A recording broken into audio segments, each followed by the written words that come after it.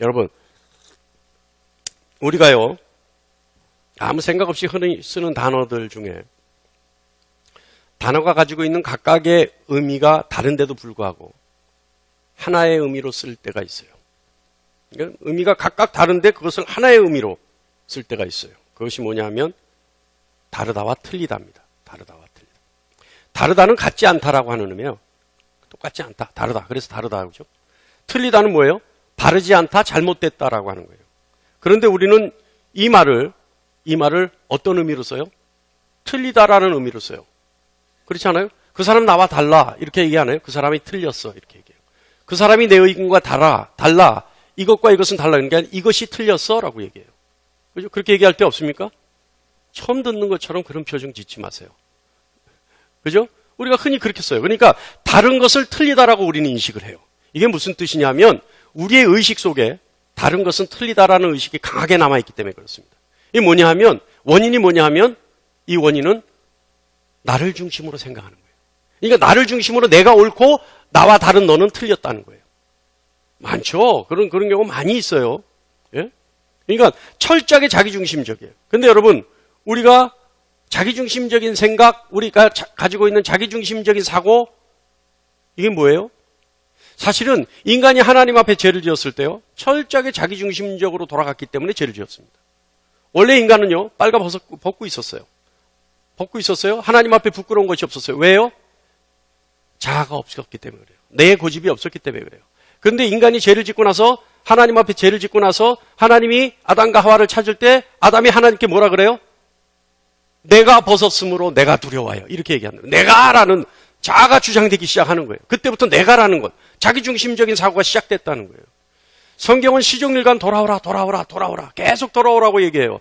그런데 여러분 어디로 돌아오라는지 아십니까? 성경이 돌아오라라고 얘기하는 게 뭐예요?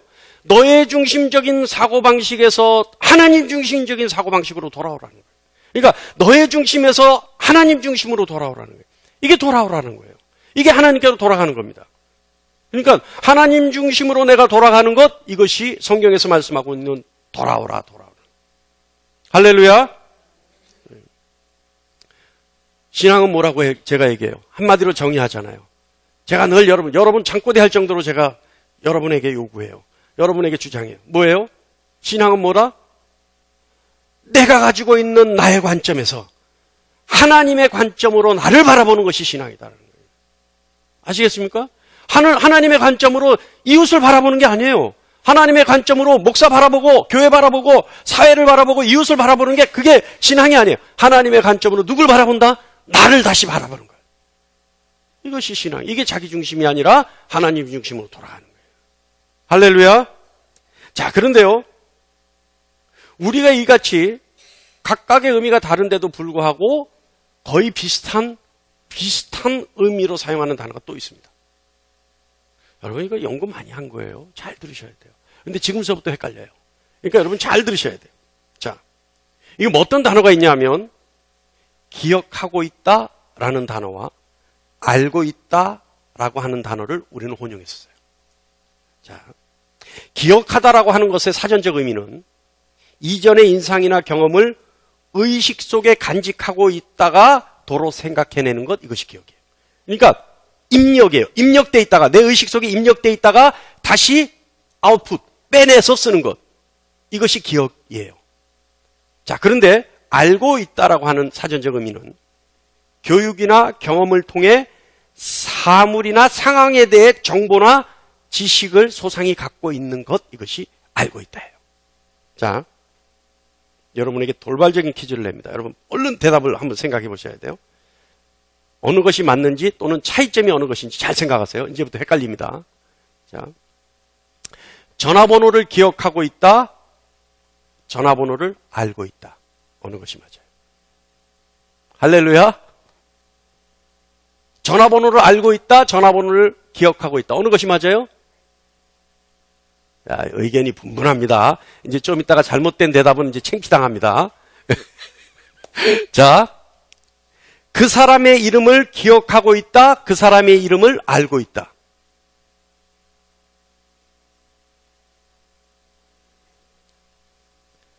자, 의견이 막 난립니다, 지금. 자, 그러면 그 사람을 기억하고 있다, 그 사람을 알고 있다. 자, 이제는 의견이 일치돼요. 자, 또 합니다. 그때 그 사건을 기억하고 있다, 그때 그 사건을 알고 있다. 굉장히 헷갈리죠. 기억하다, 알다. 이거 지금 우리가 이렇게 쓰고 있는 거예요, 지금. 이게 지금 서로 막 헷갈린다는 거는 지금 알고 있다 했다가 기억하고 있다가 막 이렇게 헷갈린다는 거는 우리가 이걸 너무 쉽게 이렇게 쓰고 있다는 얘기예요. 실제적으로, 현실에서 우리가 이렇게 쓰고 있다는 거예요. 자, 제가 정리를 할게요. 기억하고 있다, 알고 있다의 차이점은 사람을 기억한다는 것과 사건을 기억한다는 것은 사람이나 사건에 대해서 기억하고 있다는 거예요. 그런데 사람을 안다는 것과 사건을 안다는 것은 그 대상의 이해관계가 존재한다는 거예요. 자, 여러분 쉽게 얘기하면 제가 문재인 대통령을 예를 들랬더니 우리 전사님이 요즘 시국이 민감하니까 대통령은 절대 언급하지 말라 그래서 제가 김태희로 하겠습니다. 여러분 김태희를 여러분 기억하고 있습니까? 알고 있습니까? 이거 잘 들으세요. 영화배우 김태희를 여러분 기억하고 있습니까? 알고 있습니까? 기억하고 있죠. 김태희를 알고 있다면 어떻게 돼야 돼요? 김태희도 여러분을 알고 있어야 돼요. 그래야 알고 있다라는 단어를 쓴단 말이에요. 내가 그 사람 알아라고 한다는 것은 그 사람도 나를 알아줘야 돼요. 그렇다면 우리는 정확하게 표현하려면 뭘 해야 돼요? 내가 그 사람을 기억하고 있어. 그 사람의 이름을 기억해. 그 사람이 누군지 기억해. 라고 얘기하는 것이 바른 표현이라는 거예요. 근데 우리는 쉽게 뭐라 그래요?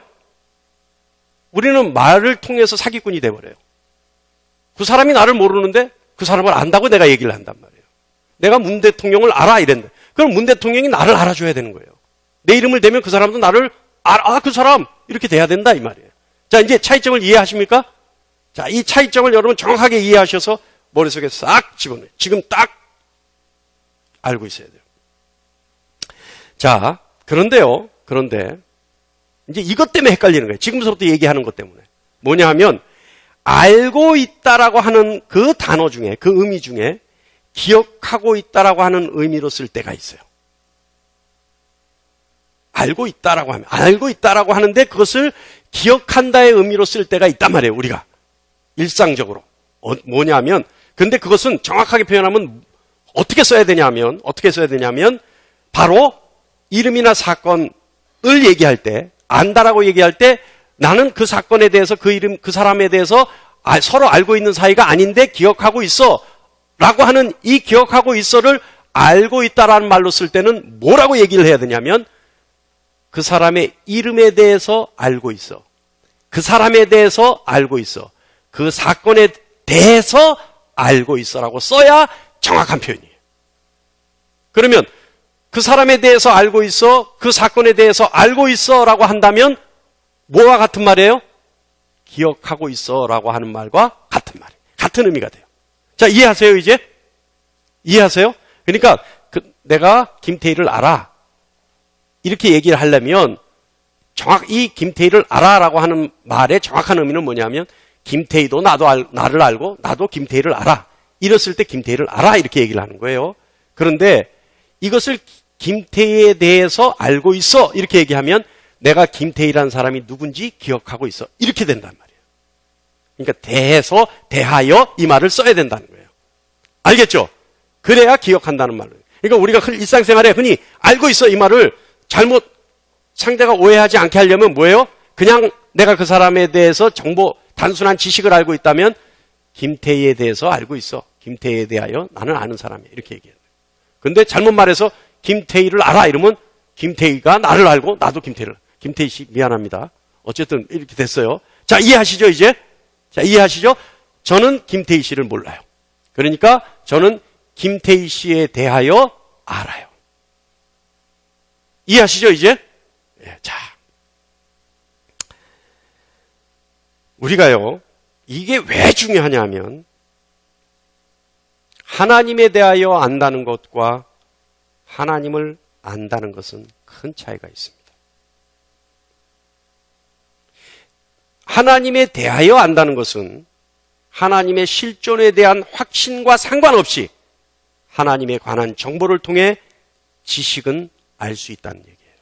하나님에 대하여 한다는 거예요. 다시 말하면 우리는 하나님에 대하여 아는 것만으로도, 잘 들으세요. 우리는 하나님에 대하여 아는 것만으로도 성경이 말하고 있는 모든 말씀을 동의하고 따라갈 수 있어요. 그리고 하나님에 대해 알고 성경에 대해 동의해서 성경 말씀대로 살 수 있어요. 그런데 그것은 성경 전체가 말씀하고 있는 하나님을 믿는 것과는 차이가 있어요. 이해하십니까? 무서운 얘기예요. 우리가 하나님에 대해서 알고 있다는 것은 하나님의 실존에 대한 확신과는 상관없이 성경이 말씀하는 그 말씀들을 따라갈 수 있고 그 말씀을 그대로 삶에 적용시킬 수 있어요. 또 하나님이 말씀하시는 것을 우리의 삶에 적용시킬 수도 있고 따라갈 수도 있어요. 그런데 그것은 하나님의 실존의 확신, 다시 말하면 성경이 말씀하고 있는 믿음과는 별개의 문제가 돼요. 다시 말해서 하나님에 대해서 안다는 것과 별개로 하나님을 안다라고 하는 것은 하나님이란 분과 서로 이해관계가 있고 그분을 경험하거나 체험을 통해 안다는 말이 됩니다. 그리고 하나님을 안다는 것은 하나님을 나의 신으로, 나의 신앙의 대상으로, 내가 믿고 확신하는 분으로 하나님을 안다라고 얘기할 수 있습니다. 하나님을 안다는 것은 내 삶에 그분이 살아계심을 체험을 통해 아는 것과 같은 얘기입니다. 이해하십니까? 이 차이 이해하세요? 이게 왜 중요한지 여러분 스스로 물어보셔야 돼요. 나는 하나님에 대해 아는 건가? 나는 하나님을 아는 건가?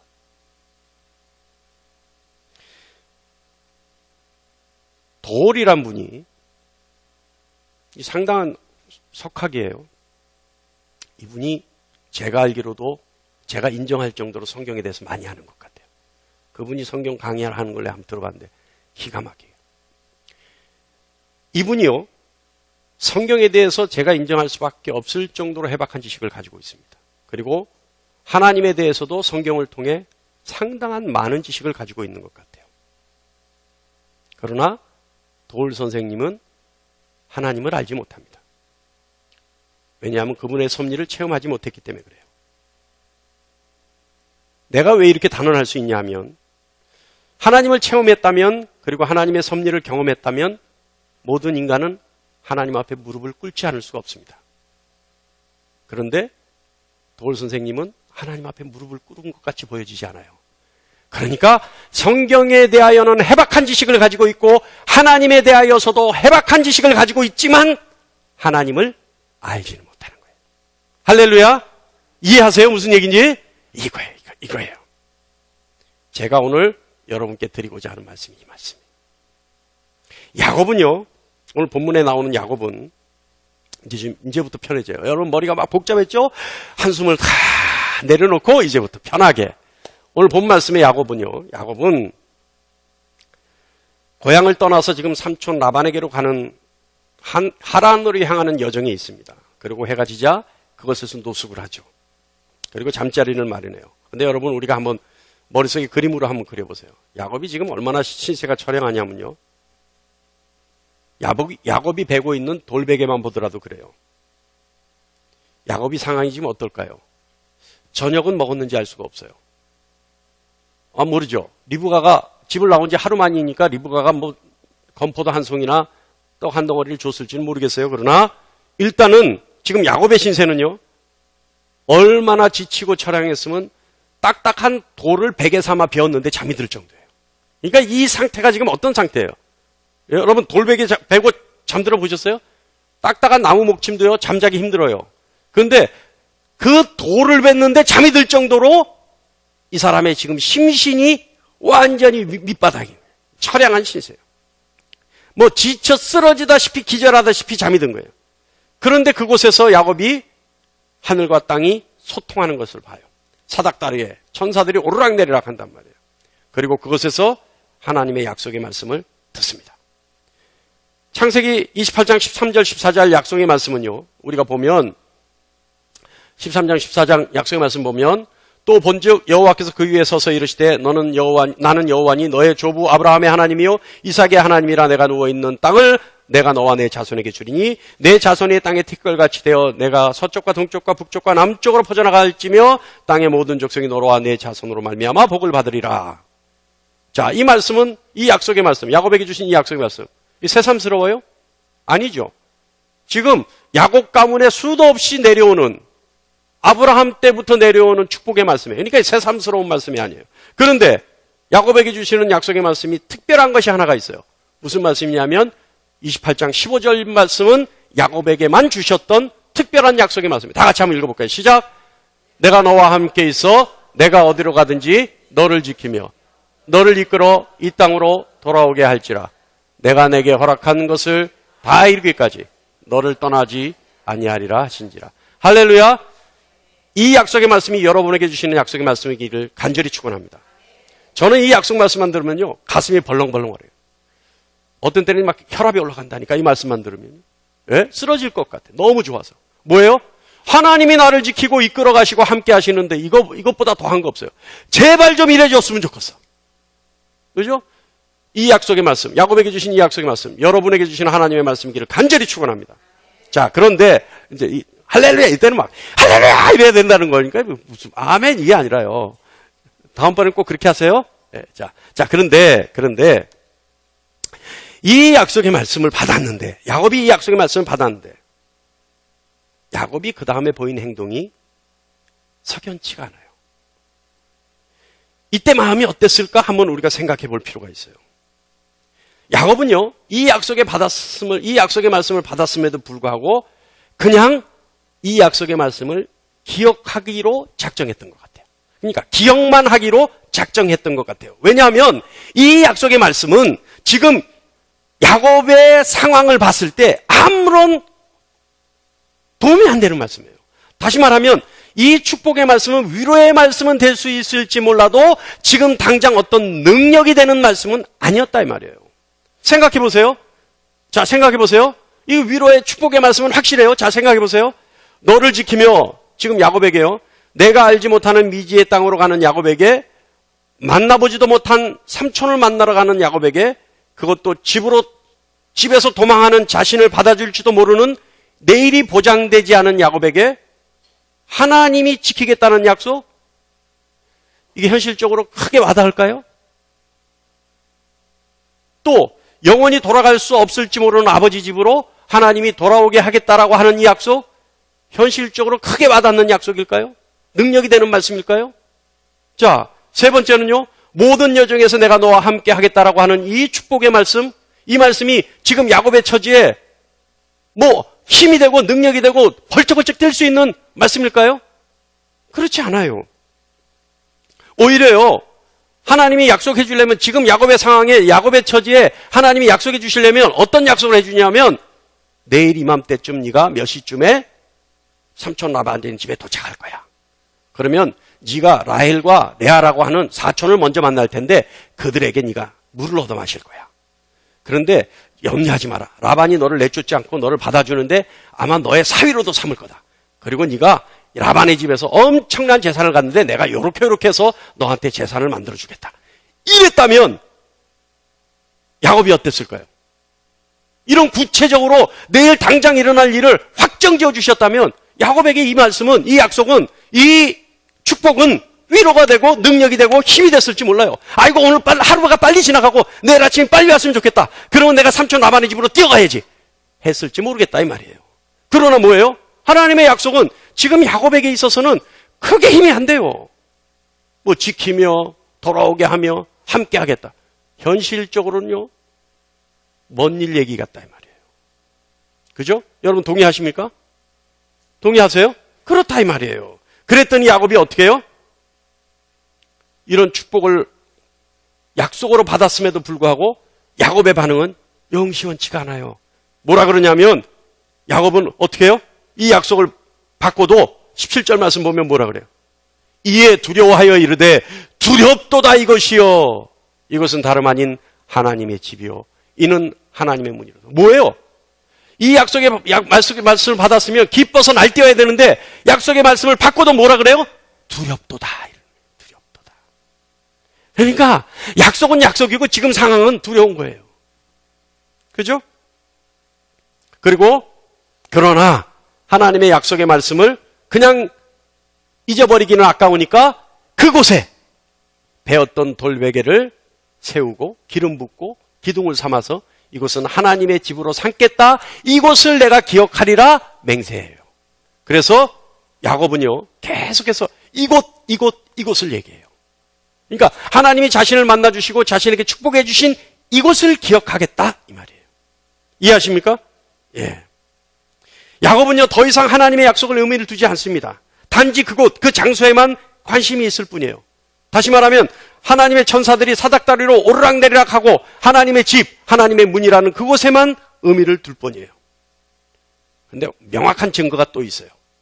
그 약속의 말씀에 의미를 두지 않았다라고 하는 명확한 증거가 또 있어요. 무슨 말씀이냐면 창세기 오늘 본문 말씀 20절과 22절, 20절부터 22절 말씀이 명확한 증거예요. 다 같이 한번 읽어볼까요? 시작. 야곱이 서원하여 이르되 하나님이 나와 함께 계셔서 내가 가는 이 길에서 나를 지키시고 먹을 떡과 입을 옷을 주시어 내가 평안히 아버지 집으로 돌아가게 하시오면 여호와께서 나의 하나님이 되실 것이요 내가 기둥으로 세운 이 돌이 하나님의 집이 될 것이요 하나님께서는 내게 주신 모든 것에서 10분의 1을 내가 반드시 하나님께 드리겠나이다 하였더라. 자, 이게 뭐가 달라요? 자, 하나님이 나와 함께 계셔서 내가 가는 이 길에서 나를 지키시고 먹을 떡과 입을 옷을 주시면 그리고 내가 아버지 집으로 돌아가게 하시면 하나님이 나의 하나님이 될 것이요 이곳은 하나님의 집으로 삼겠고 내게 주신 모든 것의 10분의 1을 주겠다. 왜 이게 증거가 될까요? 생각해 보세요, 여러분. 이 야곱의 서원 기도는요. 이 일이 모두 마친 후에 하나님이 나의 하나님이 된다는 거예요. 아시겠습니까? 아시겠습니까? 야곱이 가는 여정이 다 끝난 후에 그리고 아버지 집으로 돌아간 뒤에 그때서야 비로소 그것을 다 확인한 후에 하나님이 나의 하나님이 될 거라. 이 약속이 다 이루어지고 난 후에 하나님은 나의 하나님이 될 거라는 얘기예요. 자, 그러니 여러분 이 때가 언제인지는 알 수 없지만 이 일이 다 이루어지고 난 후에 하나님이 나의 하나님이 된다라고 하는 사실은 지금 현재는 뭐예요? 아직 피부로 와닿지 않은 거예요. 하나님의 약속이 이루어질지 말지 아직 헷갈리는 상황이에요. 그러니까 이 약속의 말씀이 그에게는 의미가 없고 축복의 말씀이긴 하지만 현실적으로 능력이 되고 힘이 되는 말씀이 아니라 이 말이에요. 야곱은요 하나님에 대하여 알고는 있었어요. 왜요? 할아버지 아브라함과 아버지 이삭의 하나님이었기 때문에 하나님에 대하여는 알고 있었어요. 그러나 야곱은 하나님의 능력과 섭리를 체험하지 못했습니다. 그렇기에 이렇게 엄청난 약속을 받은 야곱이지만 그의 삶에 전혀 힘이 되지 못하고 능력이 되지 못하는 약속의 말씀이었어요. 약속의 말씀이 자신의 힘과 능력이 되지 못했던 거죠. 이런 엄청난 약속을 받은 야곱이지만 그의 삶은 어땠어요, 여러분? 삼촌 라반의 집에 가서 뭐예요? 장 깨부려서 삼촌 재산이나 갈취하고 삼촌 재산이나 어떻게 해요? 속여서 뺏어내고 예? 그리고 자신의 의지대로 아내를 삼으려고 라헬과 레아를 위해서 14년 동안 허송세월하고 어때요? 결국은 뭐예요? 삼촌과 사촌들로부터 생명의 위협을 받아서 한밤중에 야반도주하는 신세가 되지 않습니까? 이런 엄청난 약속을 받았음에도 불구하고 야곱은요 아직 그 약속이 자신의 현실과는 멀리 동떨어져 있는 약속의 말씀이라 생각했기에 어때요? 에서를 만나는 자리에서도 야곱이 어떻게 해요? 두려워 떨어요. 그래서 32장 7절 말씀 보면 심히 두렵고 답답하여 하나님이 지켜주시겠다, 하나님이 돌아가게 하겠다, 하나님이 함께 하겠다는 약속의 말씀은 안 한 곳 없어요. 심히 무섭고 두려워요. 아직까지는 아니에요. 아직까지는. 하나님이 지켜주시겠다는 약속 염두에도 없어요. 하나님이 돌아가게 하겠다라고 하는 약속 염두에도 없어요. 그의 마음속에 없어요. 기억만 하고 있을 뿐이에요. 사랑하는 여러분, 야곱은 아직 하나님의 약속을 기억만 하고 있는 겁니다. 야곱은 야복강에서 하나님과 씨름하기 전에는, 아니 아직 아버지 이삭에게서 들었던 할아버지 아브라함과 함께 하셨던 하나님에 대하여 알기만 했던 겁니다. 야곱은 아직 하나님에 대하여 알기만 했던 겁니다. 야복에서 씨름을 통해 하나님과 살을 부비는 경험을 통해 죽을 지경에서 하나님의 능력과 사랑을 섭리를 통해 밤을 새우는 그 씨름을 통해 야곱은 그때서야 하나님을 알게 되는 겁니다.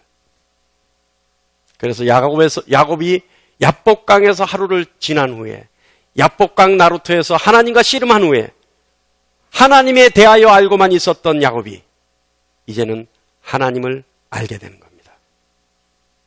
할렐루야! 여러분, 기독교 신앙은요, 체험적 신앙이라고 하는 거예요.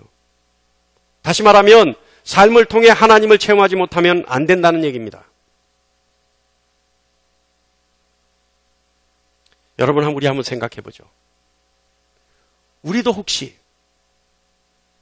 야복강 나루터에서 씨름하기 전에 야곱이 하나님에 대하여 알고 있었던 것처럼 우리도 그저 성경 말씀만 알고 성경 말씀만 암송하고 성경에서 말하는 하나님에 대하여 알고만 있는 것은 아닌지.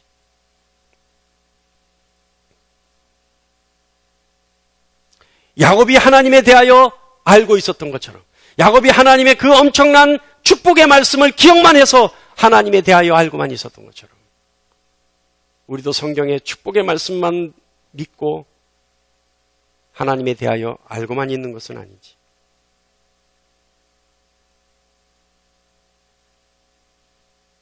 사랑하는 성도 여러분, 우리는 지금 야복강 나루터에 있습니다. 아니, 우리의 인생 전체가 언제나 야복강 나루터였습니다. 그러나 우리는 하나님과 씨름하지 않았어요. 어떻게 보면 하나님에 대하여 알고만 있었습니다. 성경이 말씀하는 것 다 알고 다 암송하고 다 이해하고 따르긴 했지만 하나님에 대하여 알고만 있었을지 모릅니다. 사랑하는 성도 여러분, 우리의 인생의 야복강 나루터에서 이제는 하나님을 알기 위해 씨름할 때입니다. 이제는 하나님을 알기 위해 밤새도록 씨름할 때입니다. 하나님을 알아야 하나님의 능력이 내 능력이 되고 하나님의 능력이 내 능력이 돼야 그 능력으로 세상에 나갈 수 있는 겁니다. 이제는 하나님을 아는 여러분 되시기를 축원합니다. 야복강 나루터에서 하나님과 씨름할 수 있는 여러분 되시기를 축원합니다. 밤을 새워서 안 되면 그 다음 날도 밤을 새고 그 다음 날도 밤을 새워서 하나님을 아는, 그래서 하나님과 씨름하여 이긴 여러분 되시기를 간절히 축원합니다. 여러분, 하나님을 알기 위해서는 하나님을 내 삶에 초청해야 합니다. 하나님이 내 삶에 개입해 주시기를 요청해야 합니다. 하나님이 내 삶을 간섭해 주시기를 간절히 바라야 합니다. 이 시간 여러분 각오하세요. 하나님, 내 삶에 간섭해 주세요. 내가 귀찮다 할 정도로 하나님 내 삶을 일일이 간섭해 주세요. 그래서 하나님 내 인생에 개입해 주세요. 나는 하나님을 알기를 원합니다.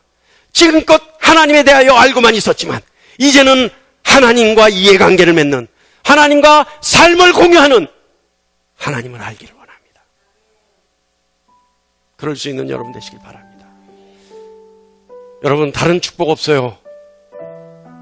여러분의 삶의 야복강 나루터에 하나님과 씨름하고 여러분의 인생에 하나님이 개입하는 놀라운 축복이, 그래서 하나님이 여러분을 지키고 하나님이 여러분을 본향으로 돌아가게 하고 그때까지 하나님이 여러분과 함께하는 그런 놀라운 축복의 이해 당사자가 되기를 이 시간 간절히 축원합니다.